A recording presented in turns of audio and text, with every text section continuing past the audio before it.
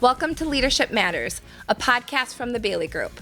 I'm your host, Kaylee Thomsen, president of and partner at the Bailey Group, where we believe better leaders create healthier workplace environments, healthier humans, and a better world. On this show, we explore real stories, practical insights, and honest conversations to help you lead yourself and others better. Thanks for joining us. Let's dive in. Welcome back to Leadership Matters. I'm your host, Kaylee Thomsen, and today I'm joined by Scott Schwefel, founder and CEO of Discover Yourself. Passionate about helping leaders and professionals with awareness, accept others, and have greater appreciation for those around them. Scott, thank you for joining me. Thanks, Kaylee. Glad to be here. I'm glad to have you here. So I'd love to start with kind of a question out of left field here, but given what I've learned about you, what did you want to be when you grew up? It's funny you say that because my mother, it turns out she's passed, but she saved a booklet from every year of me growing up, kind of the book where you put pictures, you named your friends, and I named what I wanted to be. And I was able to go back and literally look at that starting in first grade. And it was policeman, fireman, and then interestingly, it was architect from fourth grade through my junior year in high school. Wow. Architect. Which has nothing to do with anything that I do. But yeah, I had a passion for that, for creating and designing. Interesting. And there's a real service passion throughout all of the vocations you included. Yeah. In fact, I would have pursued it, but coming out of high school, I went and toured Notre Dame. And I met, with the intent of going into architecture, and I met two fifth-year architecture students who walked me through the program and talked about how difficult it was. And even after all the difficulty of getting through it, they had to be apprentices, and that would last 6 or 7 or 8 years. And moving beyond apprentice, they'd be a junior associate. They painted such a dim picture of how long it would take to actually do the work that I thought I wanted to do. I changed my mind. And I shifted gears to industrial engineering before I ultimately went to the University of Minnesota. Yeah. Wow. So talk about your journey to Insights Learning and Development Company and becoming the premier partner for distributing Insights Discovery Assessment, which is an incredibly impactful tool. Yeah. And that's, ultimately why I got in it is I was first received it in 1999. I'd been using Myers-Briggs. I was certified and teaching MBTI for about 10 years. I was using DISC assessments back then. This is about 1995 Inscape, which has become everything DISC. I was a huge fan of all of these different assessments. And I had a company called Benchmark Computer Learning. We're the largest technology training center in Minnesota. And while running that, I joined a group called Vistage. And speakers would present every month, and they would present multiple times different personality assessments. And I started to realize between Myers-Briggs and DISC and Profiles International, PI it was called at the time, all the way back to even Wilson Learning, social styles, if people could understand that, and if there was a way, a system, a model, a profile to help them figure out who they were, everything worked better. Better leader, better team member, better partner in relationship, even a better parent. And I just became so passionate that is what I wanted to do. And I made the commitment back in 1999 that I was going to get out of the computer training business and launch an Insights Learning Center. Wow. And then what happened? Well, I was mostly committed, sure that Insights was going to be my choice, but I had also become a fan of the Enneagram. Interesting. And so in going through those two systems, my intent was to call both of the companies or the founders.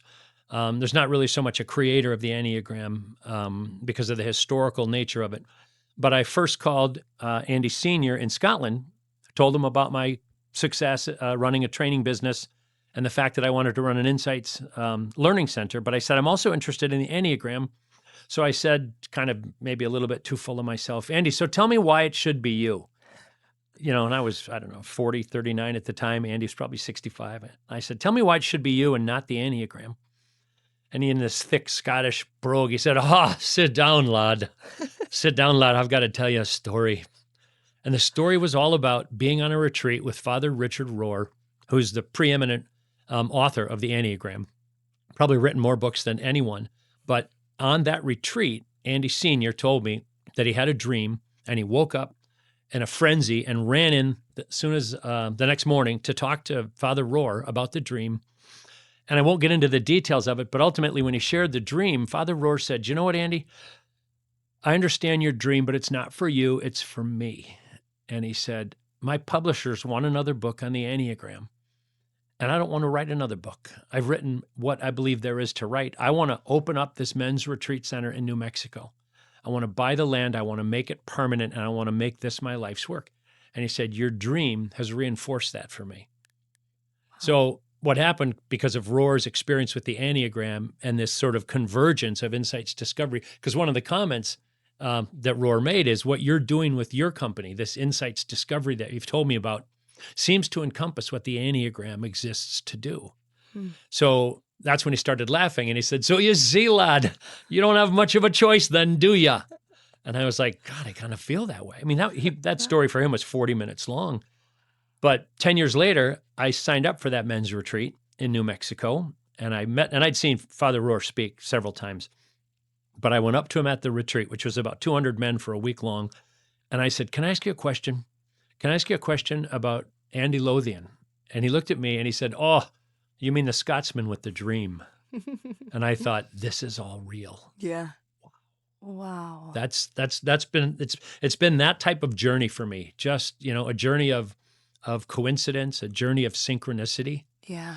All primarily driven by believing I was doing exactly what I'm here to do. Mm-hmm. And once you sort of figure that out, it's incredible how the universe, the world, a higher power just connects and clicks in to make it happen. But so many people don't get that first part figured out. And yet, once you do, just everything comes together to help you achieve it. What was it? I'm picturing you, all this experience with all these different tools and understanding the value of these tools. What was it about insights discovery that really resonated with you? Well, part of it was just a real practical example, and she knows I use this. I've used this in 2,000 training courses. But when I first bought my computer training business, it had 5 employees. And one of them was Kimberly, a good friend of mine now, and she was the operations manager. And I was teaching Myers-Briggs. I was certified. We'd all been through DISC. We'd been through a couple other assessments. We had letters on all the managers' doors. There was signs hanging on the cubes. And sort of unexpectedly, we went to a computer conference in Austin, Texas, with 300 people. And it was one of the first deliveries of Insights Discovery, which was one of the first assessments, I believe, to ever add colors. But in the midst of it, they were sharing the model, explaining the model, and they said, choose your colors. And they had a pile of kind of Hawaiian leis, necklaces of the 4 colors. And they said, pick your colors. And I put on yellow and red. Those are my color energies. It's, sort of yellow is high energy, sunshine yellow, and fiery red is get it done, which I know you have a lot of.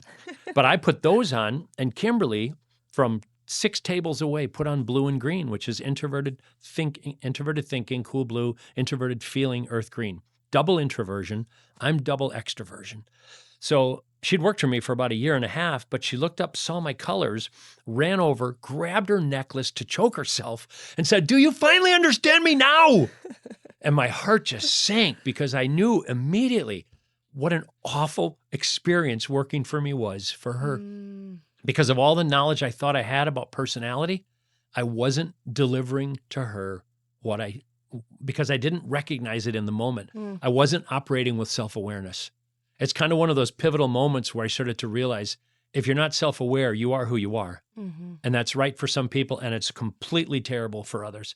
And with just a level of self-awareness, you can modify your style. And I just apologized profusely. And she said, we're putting everyone in our company through this. And I said, we had 70 employees at the time. I said, 100%. I said, hire them before we leave. And 3 weeks later, we took our company half in the morning, half in the afternoon through the Insights Discovery model. And it just transformed us. It transformed how everyone saw everyone else, literally overnight. What did that awareness look like in action between you and Kimberly? Well, it was that moment, right? And because of the awareness of the colors, the day after, we use a lot of colorful tools in our training. And at this point, all of our employees were in one location. So everybody was there. You could see on everybody's desk, the 4 blocks would be stacked. in the order of people's personality. So one day after the training, you could walk into anyone's office and the message was really clear. I know how to treat you. I understand how to work with you. The color, the tools together triggered awareness way beyond what you could have done if you just went through training and then kind of wandered around the office trying to remember what you were supposed to do, which was a lot of MBTI for us, right? We had the letters. I had ENFP on my office door. Right underneath it, I had a big I and a medium D, using the DISC terminology. And we had the expectation people would walk in, glance at the letters and go, oh, that's right. Smile with Scott and get to the point. But it's like, that's a huge mental translation to get there. But when you walk in and the yellow block's on top, you say, hey, what's up? Because the trigger is automatic, right? Yellow on top of our set of tools says anybody's welcome to come in anytime. But at the same time, like fiery red says, get in, get out. That's not about that engaging, fun experience. That's, as you know, get it done, right? Get it done quickly. Green says, slow down. Let's make a connection. We'll make that connection. We'll build relationship and that'll work great. And when blue's on top, and I love this example, it means don't come in. Because blue energy does their best work when they're just sitting and they're thinking and they're processing. And you don't want to walk in and interrupt them. You want to let that brilliant processing mind continue to do its work. And it's not a negative when we say don't come in. It literally means don't come in. It means go back, send an email, schedule some time, let them know what you want to talk about. Let them be prepared for you, and everything works better. So it was within our own business, that's how we began to treat each other literally the next day. Wow. And, the other thing that we reclaimed from all that is you don't realize how much energy you spend every day trying to be someone that you're not, like just a conditioned pattern that you might be in. And when you have the awareness of what discovery teaches you, you start to realize you've got this opportunity, not just to understand who you are in terms of the colors, but to understand what is it that you're changing about yourself when you move to awareness. Because 9 out of 10 people, 49 out of 50 that I work with that see discovery for the first time and see the pattern of what are they changing about themselves when they move to conscious awareness, they didn't have an awareness before. And it's a pattern they fell into that for some people goes back to how they were raised. Our parents pointed out to us things we didn't do when we were growing up, and we built an idea of a persona, a better version of ourselves that we were going to bring to the workplace that was largely driven by people telling us what we weren't doing. So in my case, high yellow, low blue energy, which is high engagement and fun and very low attention to detail. I grew up with messages like, stop talking so much, listen for once, and have a plan, think about what you're doing, do some research, be organized. All those messages to me led me to believe I should bring more blue energy to the work I do. I didn't have that language then, but that's exactly what I was doing to myself. And when I took my first profile, my preference flow where we show that information showed almost as high a stretch as I could make for me to focus on details. Now, the irony of that is to go into engineering was largely driven probably by that desire for me that I thought the best version of myself lived in that world of precision and numbers and calculations and metrics. I literally made my career choice, which turned out to be terribly wrong and had to be undone so I could switch my degree over, which took an extra year and a half.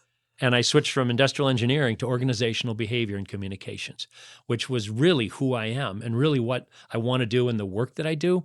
Yeah. But until I began to learn some of those things about myself, I had no idea. How did you learn that about yourself in the early days when you're in the process of switching? Switching the major part of it was the level of dissatisfaction I had with all the coursework, statics, dynamics, calculus. I just cringe when I think about it. Yeah. And it was also partly driven out of some ignorance that to graduate in engineering, there was a sure job and you'd start a little higher than someone with a liberal arts degree. I just didn't have real good coaching around or awareness of, hey, what do you really want to do? What are you good at? I maybe could have been a good architect because it was more about, for me, it was the design, the innovation, the creating new things. I was able to transfer my desire to do that to business. And a lot of people kind of give me a questioning look when I say this, but if you think about, the tools that an artist needs to create, for me, that's my business. It's the business I have. It's the business prior to that. It's a food business I owned with a friend here in town for 3 years prior that we sold. Business is this ultimate canvas of creation. Yeah. You can make it into anything you want it to be. You can try anything. There's no end to the level of creativity that you can bring to business. And so that's always met the need that I have for that creativity. I've probably started 20 other businesses over the last 40 years, especially when the internet came out, because all of them were a place to create and to try new things. And I still do that today with our existing business. We have tried so many different and unique and sometimes innovative, sometimes really stupid ways, to build our business, grow our business, or grow the impact of it. Sure. And so my need for creativity and being creative is really met by the work that I do today still. One of the things that you talk a lot about is awareness, and I've seen you on your very popular TED Talk talk very effectively about how to intentionally switch that on and off. And I love the power of awareness, because I think often of Plato's allegory of the cave, and you just don't know what you don't know. Yeah. Were there moments early on in your life where you started to kind of realize how to flip your own awareness on? For me, there's a trigger. It's somewhat of a politically incorrect version today because it was written targeting men. It was from 1954, and it was called "The Strangest Secret" by Earl Nightingale. A roommate, my third year in school, when I knew I wasn't going to be an engineer, but I wasn't sure where I was going to go. He gave me the cassette tape, and his coaching, which is also on the tape, said, you just need to listen to this every day for 30 days. I really didn't have a basis and a background of sort of, recognizing that we really do become what we think about. And I wasn't really raised fully in an environment that nurtured, hey, go do whatever you want to do. Go create whatever you want to create. So I had to unlearn some things to learn new things about a world of possibility. Wow. And that cassette tape, and Earl Nightingale, by the way, was a radio broadcaster, and that came out as a record, and it was the first million selling talk record in history. So the first time somebody just talked, and it sold 1 million copies. And then, of course, nobody heard about it for 20 or 30 years. But the secret is that we do become what we think about. And once you buy into that, then you say, well, what am I thinking about? Which is kind of the basis of self-awareness. Self-awareness is being aware of what I'm doing and what I'm thinking while I'm thinking it. And once you start to manage that model, you start to recognize that what I put into me will become who I am. And after that 30 days in a row with that cassette tape, I became an insane learner. Wow. I read a book every 2 or 3 weeks. Back then, audiobooks, cassette tapes in my car constantly. I went to bed with a Sony Walkman on at night. And in fact, I had to find one that would play half a cassette, play the other half, and turn off at night. My wife thought I was losing it, but it was just, it was like a drug. I found this way to have everything I ever wanted to have and be everything I wanted to be. I just had to think it. Yeah. And if I could think it and execute, right? Like I said before, the universe, a higher power, God for me, right, just would come alongside you and help you get there. Yeah. And I sit today in a job that as I shared with you when we were talking earlier, I love it. There's no other job I'd ever have because it's so right for, what I want to do and what I believe I do well, and a great living and, supporting people, training, teaching people every day gets me out of bed. So powerful. We know that nobody's leadership journey is totally linear, as much as it's tempting to believe that. Take us back to a time when you really had to face some very real adversity, and what did that teach you? The one that just I can't not come back to is the Y2K. I mentioned a little bit about it with you, but we had a computer training business that was selling network training to network engineers at a time when every company needed someone to install a network for them. So from 1991 to 2003, when I was there, it was just nothing but growth. Inc. 5000, Minnesota Fast 50 back to back. I mean, a lot of local news articles written about our company. In fact, at the time, I was so afraid of public speaking that I would send our sales manager, Ken Horst, who lives to this day for public speaking.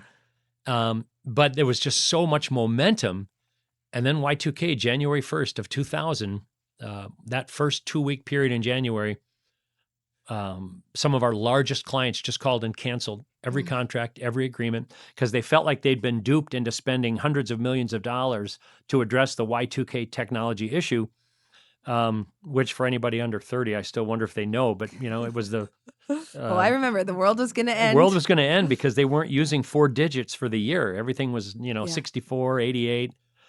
And if we wouldn't have fixed it, planes would have probably dropped out of the air. But our customers there was such a backlash that our company went from 12 million in 1 year to just under or just over 7 million. Ugh. Biggest drop in business I'd ever experienced. Hardest time in business in my life. Also hardest time because we could not survive with all the people that we had. So I had 2 layoffs that year. I did 2 layoffs that year.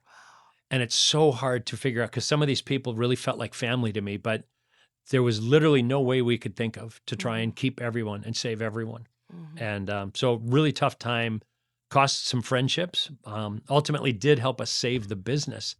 But what I got out of it looking back is I felt like it made me bulletproof. In fact, within all that happening, there was one particular time where our controller left and actually went to work for Lifetime, Wow. growing fitness organization, great organization, by the way. But she could see the writing on the wall. This tech thing may not make it. The next week, I think on a Wednesday, so about 4 days later, our AR and our AP person both resigned. Wow. So within 4 days, all 3 of our people in accounting resigned. And it was just like a punch like I've never felt in my life.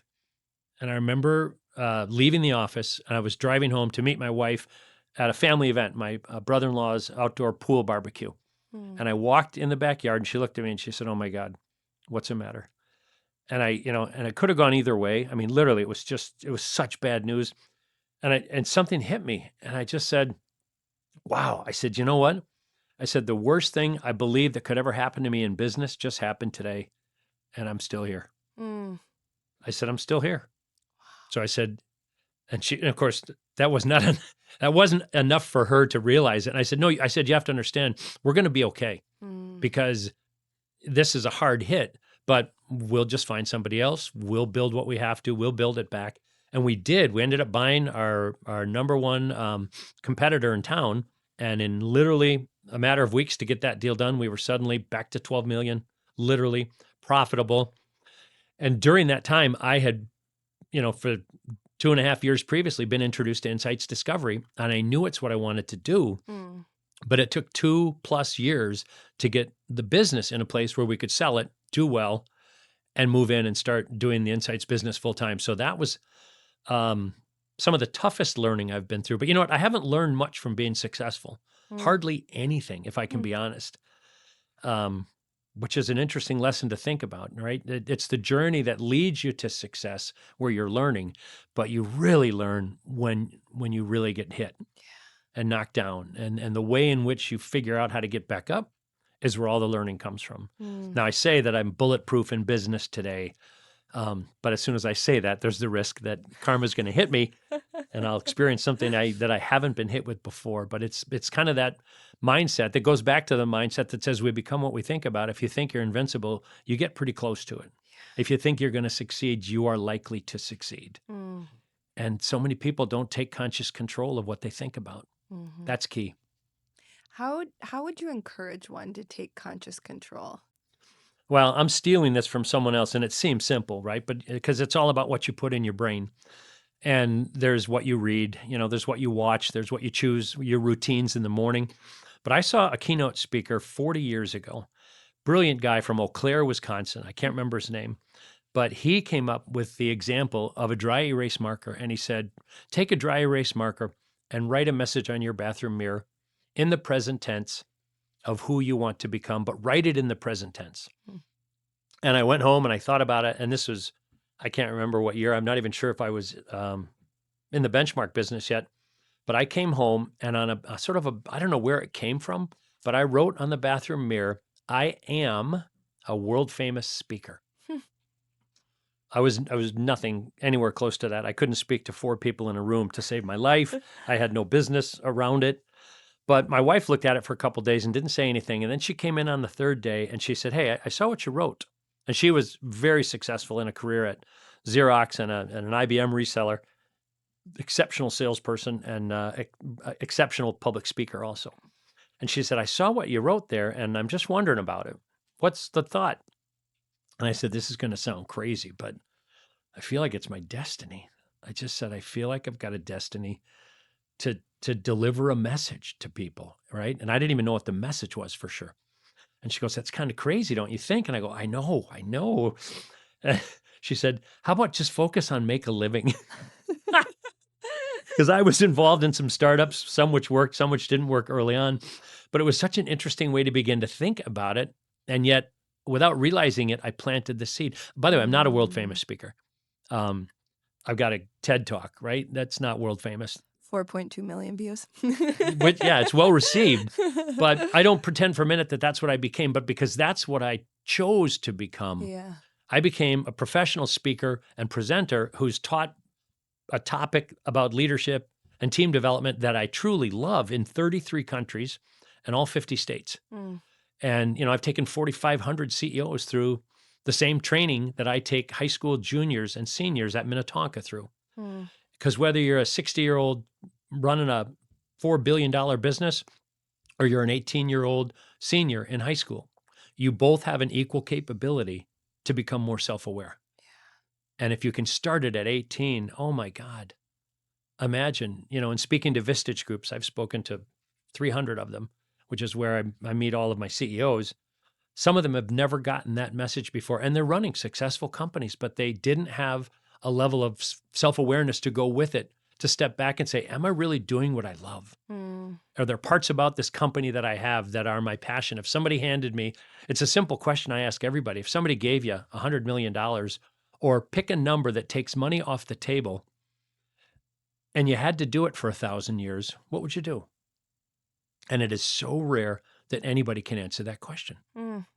And I can, and I have. If you ask me what I would do, I joked with you before, give me $100 million, I'd fly private, but I'd have the exact same job. I'd do the exact same thing I do because I love to do it, fills my soul. I love to see the impact it has on people. Yeah. But it all started with that thought. And anybody can grab a dry erase marker and anybody can write anything they want to become in the present tense. And I push people to say, not what you want to be this year or next year, or not your next job, or not the job that you think pays you a lot of money. The job that has nothing to do with money because you're so rich you don't care about money. And you're going to wake up every day and do it for 1,000 years. And I add that second piece because otherwise people give me the same answer. I would travel. I'd start a foundation. I'd give money away. Okay, that's great for a year or 2 or 3 or 4 or 5 or 10, but not 1,000 years. Yeah. You've got to have purpose for something to drive you that far. That is so powerful. What do you see most when people get these new awarenesses? Because knowing is part of it, but not all of it. What trips people up most when they have the new awareness and putting it into action? Well, it's interesting you say when they have the new awareness, because one of the examples that I cite in the training that I deliver is Daniel Kahneman, Thinking Fast and Slow. And he cited in there that we are consciously aware 3 to 5% of the time. Wow. But that's it.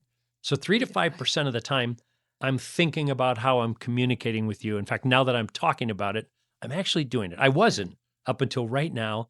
And a lot of times things like cameras and, being filmed or being in front of a public audience trigger that in people. But if all we do it now is 3 to 5%, my hope for people is they could go from 5 to 7 or 8 or 9. I think somebody who's self-aware 9% of the time is likely an exceptional leader because that's doubling how aware that person normally is of others.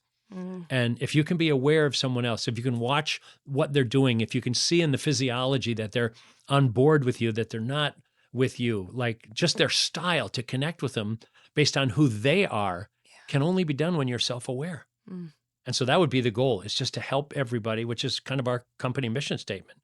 Teach people self-awareness, awareness, acceptance, and appreciation of others. Because it's a whole nother level to move from, I accept who you are, right? I'm aware of who you are. I'm aware that I could communicate better with you, but can I also appreciate what you bring? Yeah. That's at that level, at a leadership level, if a leader can appreciate what everyone brings that that person leads, Mm. everyone knows it, everyone feels it, and it consumes the culture of who an organization becomes. Yeah. So how do you, practically speaking, how do you move people from 3 to 5% consciousness to 5 to 9%? If I'm a listener right now, what should I be thinking about or focusing on? Well, part of the trigger, when I talk about that same example of writing who you want to become on the mirror, I also tell them one of the best times to be triggering awareness happens automatically on a workday you wake up. And scientifically, we know that when you see your own image, which most of us do in preparation for work, we have that moment of thought that says, who am I again? Who am I going to be today? I'm going to work, and I know that I show up a certain way at work. I'm a little more fiery red. I'm a little more driven. I'm going to be a little more cool blue in my case back in the day. Whatever it is, it's not just always a little more of. Sometimes it's, what am I going to be a little less of? And you see that preference flow where we're showing what people are trying to bring more of and trying to bring less of. But if they write that same trigger on the bathroom mirror, their brain is literally waking up, just like the strangest secret. And they've got an opportunity to think something differently in the morning. Mm. So instead of waking up and having the exact same routine, I literally tell everyone in the training that I deliver, I want you to get up in the morning. I want you to take the same shower the same way you always do, but I'd like you to towel off differently. Mm. If you can't remember to do that, right on the bathroom mirror, towel off differently. It's like people I'm sure you've heard say, brush your teeth with your opposite Yeah. hand. Because in that moment, it's not a pattern. And because you've broken the pattern, your conscious brain says, why are we doing it that way? And you're now having a conversation with yourself to say, because today's the day I want to be a better leader. Today's the day I'm going to go in and pay more attention to the people that I manage. I'm going to try and lean into them because I now have this little trigger in the morning. And something as simple, and it's another example I use is I talk about people's blinking. You've been blinking the whole time we've been sitting here and you haven't thought about it. Now you're thinking about it. What comes from awareness is control. Right now, for no apparent reason, you have control of your blinking, and it's because you're holding it in conscious thought. Imagine if you got better at holding in conscious thought every day. Who is that other person? How can I communicate best with them? You're a better salesperson. You're a better partner. You're a better parent. You're absolutely hands down a better leader. And by the way, so many times we're brought in to work with teams under the pretense that this team isn't communicating well and this team needs a lot of help. And it's a surprising number of times that within minutes we're able to realize, myself or my wife Linda also does this work, and other instructors that we have, we can tell right away that we weren't brought in to fix a team.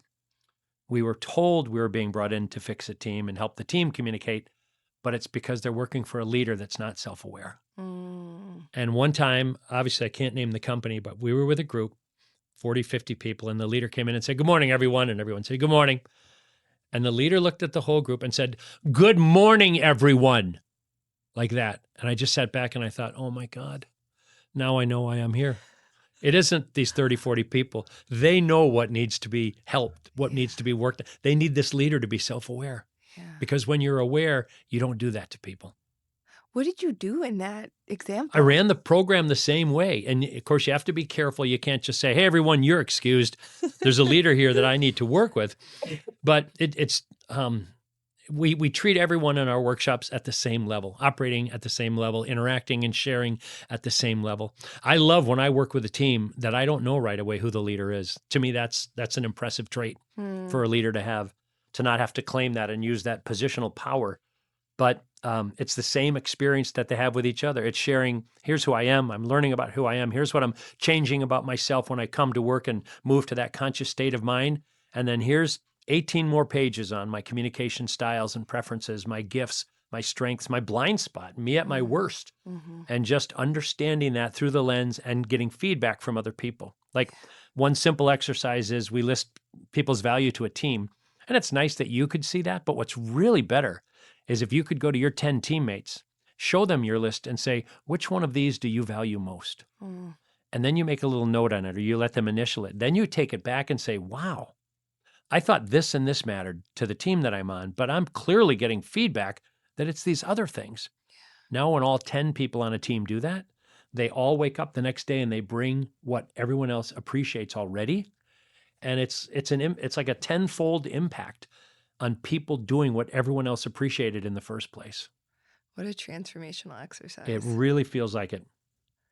You talked about how seeing a team and not knowing who the leader is a sign of a great, healthy team. What are some of the other signs that you've noticed? Well, and it doesn't have to just be that. It could also be a leader that I can tell is kind of serving from a humble place. Yeah. I'm a huge fan of servant leadership, Yeah. which doesn't mean abdicating leadership or not making the hard decisions that you have to make. If everyone agrees with you all the time, you probably don't need to be there, right? You should just retire and let your team run it. There's times when you have to be supporting, and there's times when you have to be contradicting. I've worked myself into a position to say where we have a very flat organization, but I say to people, if you disagree with me and you feel like I'm overpowering you, go get 2 other people or 3 other people and gang up on me. Gang up on me to let me know you're not going to give up on this point. We want to have it be a spirited debate. I might be smarter than one of you at times, but I'll never be smarter than 4 of you. So, keep coming back at me to foster that environment. We're totally open book. We have a company meeting every month. We share money. We share all the numbers, right down to the bottom line. And you have to give people a reason to care about that. And you can't just tell them, I want you to think like an owner and I'm going to show you the numbers, but you don't benefit if we do better as a company. So we have profit sharing, pays out every year based on company performance. Everybody's got input. And one of the things that I've told everybody in our company is, I want you to think like a CEO. I want you to act like an owner. I want you to come in here every day as if you own it, because you're going to look at situations differently as an owner. And as an owner, you don't have an excuse to say, well, I can't do this. They won't let me do this. I said, there's no they in our business. There's you and there's what you choose to do. And if you're choosing something differently than what I'm choosing, go get some other people who share your choice and let's debate it. Let's debate it openly. I love that. It sounds like a real appreciation for others and also an innovative growth mindset. It is, because, it's amazing the number of times that they'll come back to me with an idea that I never had. And I also love, and I've asked them to hold me accountable. And there's been times, which I'm not proud of, where, they'll need something from me and I'll get too caught up, or I'll have an excuse, something that I would hold them accountable for. And they'll say, you said you were going to get this to me yesterday and you didn't. And not everybody would say that to their boss. Not everybody's comfortable, because the boss would say, look, I'm busy, right? That's where a boss breaks all the rules, has no self-awareness, and lets you know that they want you to do something that they won't hold themselves accountable to do. And so there's times when you've kind of got to eat it a little bit and recognize, hey, I had a funny example once where I've told everybody, I had a company car, it was Suburban. This is in my computer training business. And one of my lead instructors came to me and he said, we're open book and we see everything, and that's a company car. So it's for the company to use, right? And I said, yeah, where's this going? And he said, we're going to take a group of people skiing in Colorado, like 6 of us, and we could fit in the company car. Can we have it? And of course, this is my everyday car. And I said, again, this is a test. Am I going to walk the walk? And I said, I'm going to need a car if you take it. Can I have yours? And he said, yeah. Wow. And so for 5 days on a long weekend, I was driving a flatbed, or not a flatbed, but a pickup truck with a topper. Thank you, Peter, for that. But it was cool because I knew or another moment like that in my current business, there was a woman who worked for us, and we have unlimited vacation. We've always had unlimited vacation. The idea is you need to be able to have somebody cover what you're doing. So you work with your peers. You don't even have to let me know. And it's because I just have always had this philosophy that our business exists to help people have a great job and a great life. That's it. And I stole that from a guy at One Digital, their head of people at One Digital, shared that with me. And I thought, that's so perfect. What if every company wanted every employee to have a great job and a great life? You'd make different decisions. And so on a Tuesday afternoon, I'm walking into Best Buy to buy something for work, and I really was. But one of my employees was in there with her 2-year-old toddler. And I remember thinking to myself, it's Tuesday at 2:00. And I was tempted. I almost said, what are you doing here? Yeah. And then I thought, well, I'm here and we have unlimited vacation. And I've always said, just do your job. I don't care where you do it or how you do it. And I walked out of there thinking, I'm so glad I didn't say something stupid. because I want people to have that freedom, because the trade-off for that freedom is if I call you at 8:00 at night because one of our customers needs something, and in the training business, we have 300 plus trainers that we support. Mm. And if one of them needs support at 8:00 at night, I'll answer my phone, and I might need someone else to do the same. Mhm. That's the trade-off. Mm. But it's sort of living the culture that you're in. Mm-hmm. And having the awareness and regulation to make choices to align with that. In fact, I tell people a lot, two of the most powerful words you could ever embrace are I choose. Mm. And once you do that, or while you're learning to do that, you go back and you look at how many times you say, I got to go to work this afternoon. I got to do this. I got to pick up this. I got to means I have to. It means some circumstances outside of me are controlling what I do. And my kids have grown up with it. And I've said, here's the deal. You don't have to go to school. If you choose, because you choose everything, if you choose not to go to school, there's going to be consequences. You'll probably get punished. But I don't ever want you to say that you have to go to school, because then you're going to start saying that about have to go to my job. And every now and then I'll make a comment, and I have over the years when my kids were still home with me, and I'd say, I got to go to LA tomorrow. And one of my kids, sure enough, is going to go, Dad, you have to or you choose to? I love that. Yeah, they throw it right back at me. In fact, kind of going back to this theme of we become what we think about, my 3 kids surprised me over the same weekend and all got a tattoo, which my wife is not necessarily a fan of right away, and in some ways discreet, but it's my handwriting. And I didn't know they had captured my handwriting, but it's the same statement. All 3 of them have it, and it says, we become what we think about. Wow.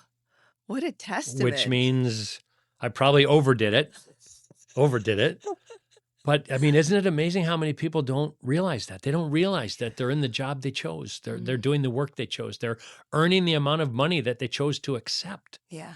And the way you earn more money isn't, you don't get lucky and get a raise. You choose to do the things that prompt someone to have to give you a raise. And that's a self-aware leadership mindset. Mm. And if you want to be a really successful leader, once you move beyond the personal development, that you have to choose to gain and earn the respect of everybody that works for you. You have to choose to build an environment in which the people who work for you can be brilliant. Mm. In fact, that's one of the things I tell my leaders is managing other people. Every week at least, you need to just have a quick hallway conversation with every one of them and say, hey, quick check-in. Do you have everything you need to be brilliant? Mm. Because what's part of that environment is you. And you have to be confident and self-aware enough to say, have I been doing anything lately that's getting in your way? Are there things you'd like me to stop doing as your manager? By the way, is there something that you wish I did more of? So good. I wish I would have done this with Kimberly, right? Because that is when I was learning. Mm. And in fact, I don't do it often enough now. I happened to be in the office yesterday with Laurel, a dynamite woman who works for us. And I had the thought, and I said, do you have everything you need to be brilliant? Like, do you want me to do more of something? She goes, no. I go, do you want me to stop doing something? And she goes, no, I'm good. Wow. I go, great, right? Just a check-in. And part of what we share with Insights Discovery is have that conversation while you lean into the other person's style, Mm. right? It makes it more believable that they can tell you the truth. If you Yeah. are leaning into someone's style, it builds trust and you get the truth. Mm.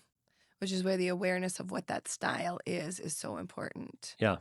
Which is part of what we teach. It isn't just, taking the assessment to learn your own style. It's how do you read people? How do you read body language? What are you looking for in other people? But again, with no self-awareness, you don't see any of it. Mm.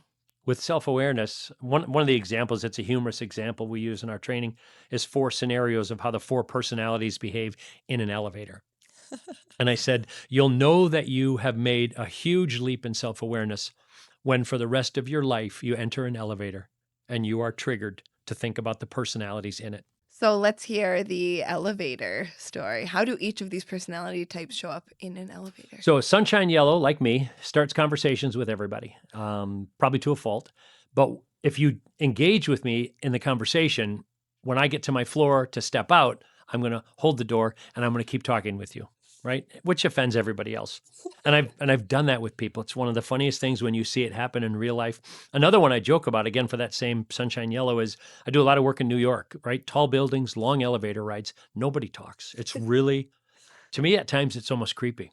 here you are every day going up 30, 40, 50, 80 stories.